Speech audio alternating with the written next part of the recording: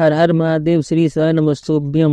पंढरपुर महाराष्ट्र में चल रही चौथे दिन की सीमा पुराण कथा समाप्त हो चुकी है। यह 7 दिवसीय कथा 25 दिसंबर से 31 दिसंबर आस्था यूट्यूब और फेसबुक के माध्यम से दोपहर में 1 बजे से 4 बजे तक देखी जा सकती है।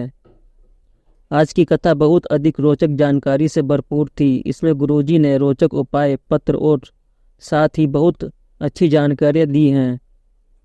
साथ ही लोग शिव मंदिर में पहुंचकर क्या गलती कर देते हैं, लोगों में क्या एक बहुत बड़ा भ्रम है शिवलिंग पर जल चढ़ाने को लेकर, उसकी जानकारी आज की कथा में बताई गई है। सभी की जानकारी आपको इसी वीडियो के माध्यम से प्राप्त होने वाली है। अगर आप किसी कारणवश आज की कथा सुन नहीं पाए हो तो आप इस वीडियो के माध्यम से पूरी कथा का रसत्व ग्रहण कर सकते हैं। आइए बढ़ते हैं कथा की ओर। गुरुजी ने कहा, गंगा माता से पूछा गया कि आप इस चंद्रभागा नदी के तट पर क्यों आती हैं? आपका जल स्वयं इतना पवित्र है।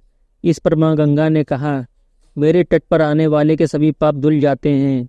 मुझे जब भक्ति या कोई विश्वास करना चाहिए होता है और भगवान की शरणागति चाहिए होती है तो मैं पंढरपुर की धरा चंद्रभागा नदी के तट पर आकर गुहारी लगा देती हूँ, झाड़ू लगा देती हूँ। गुरुजी कहते हैं, दुनिया को मन भर के जियो पर दुनिया को मन में मत रखो। यह शिव महापुराण की कथा कहती है, आसक्ति, लोभ, काम, तृष्णा अपने अंदर मत आने दो। हो सकता है भगवान किसी के एक पशुपतिनाथ व्रत करने पर ही सुन ले और किसी के 4 पशुपतिनाथ व्रत करने पर भी न सुने।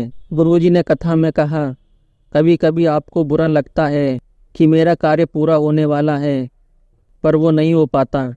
किसी रिश्ते की बात चल रही है, सब सही लग रहा है, ऐसा अनुभव हो रहा है यहाँ रिश्ता पक्का हो जाएगा, पर अचानक सब जगह से मना हो जाती है। ऐसा इसलिए होता है कि भगवान भोलेनाथ वह आपके लिए उचित नहीं समझते, इसलिए वह आपको नहीं दिया।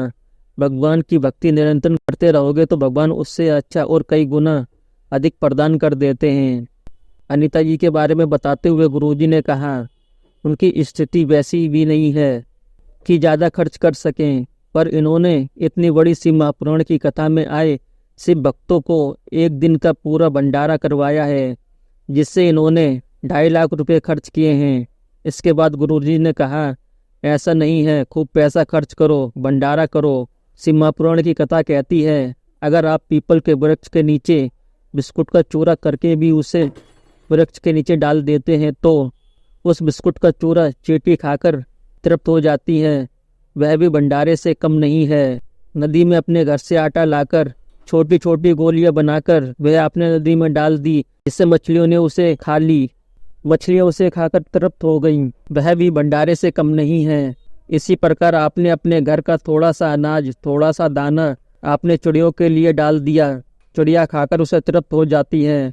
इस तरह आपने प्यासे को पानी पिला दिया, वह भी भंडारे से कम नहीं है। ऐसे छोटे छोटे भाव अपने मन में रखते हुए भी आप रोज भंडारा कर सकते हैं।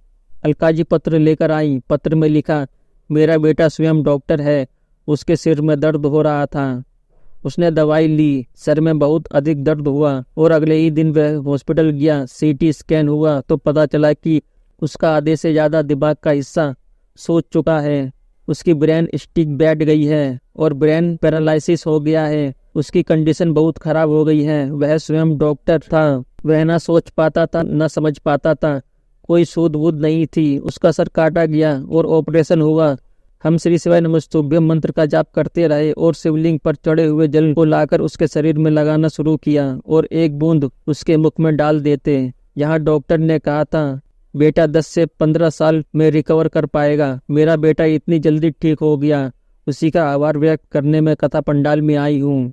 गुरुजी ने कहा, बेटी सबकी आंखों में आंसू देख सकती है पर अपने माता पिता और पुत्र की आंखों में आंसू नहीं देख सकती।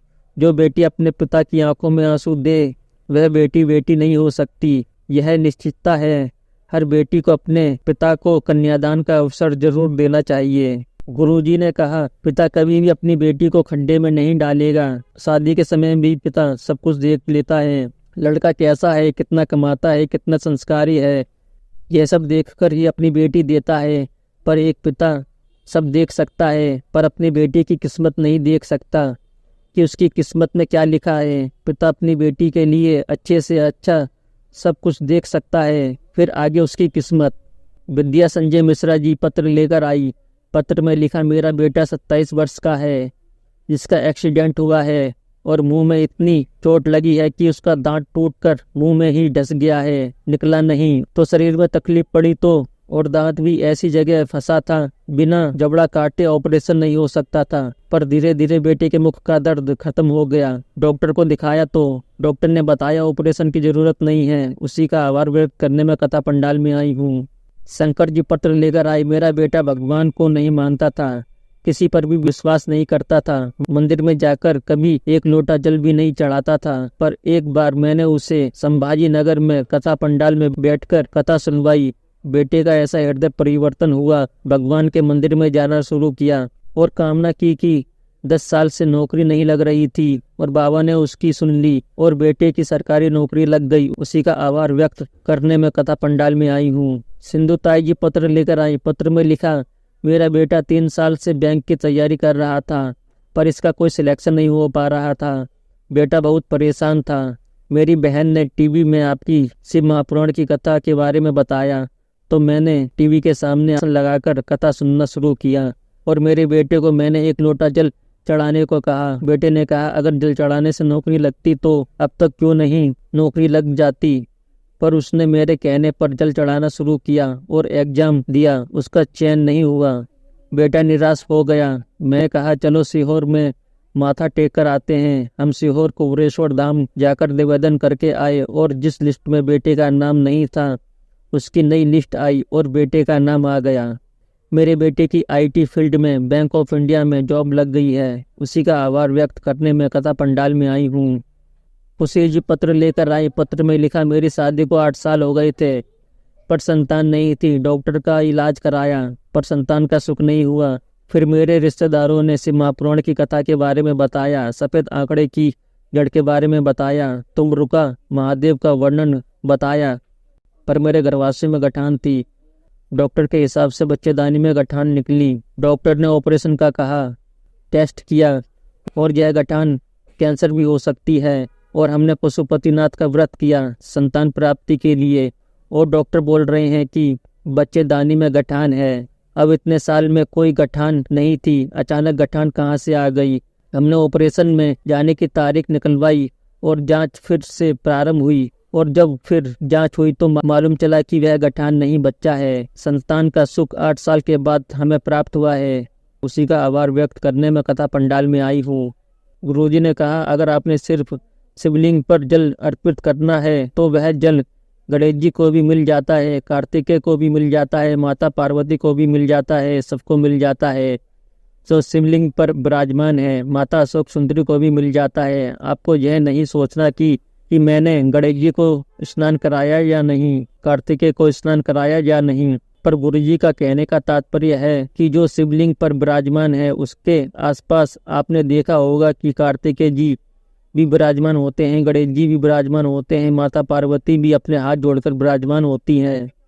पहले हम शिवलिंग पर जल चढ़ाते हैं, उसके बाद गणेश जी को, फिर कार्तिकेय को, फिर माता पार्वती को जो हाथ जोड़कर बैठी हुई हैं, सभी पर जल चढ़ाते हैं। तो सभी पर जल चढ़ाने की आवश्यकता नहीं है। अगर आपने शिवलिंग पर जल अर्पित कर दिया है तो अलग से सभी की मूर्ति पर जल चढ़ाने की जरूरत नहीं है। उन पर जल नहीं चढ़ाना चाहिए, ऐसा जरूरी नहीं है।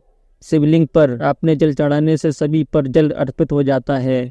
हर हर महादेव, श्री शिवाय नमस्तुभ्यम। अगर आपको यह वीडियो अच्छी लगी हो तो वीडियो को लाइक करें, शेयर करें, कमेंट्स करें और कमेंट्स में हर हर महादेव, श्री शिवाय नमस्तुभ्यम जरूर लिखें। और चैनल को सब्सक्राइब करके बेल आइकन को ऑन कर दें, जिससे ऐसे आने वाली शिव महापुराण की कथा की जानकारी सबसे पहले आप तक पहुंच सके।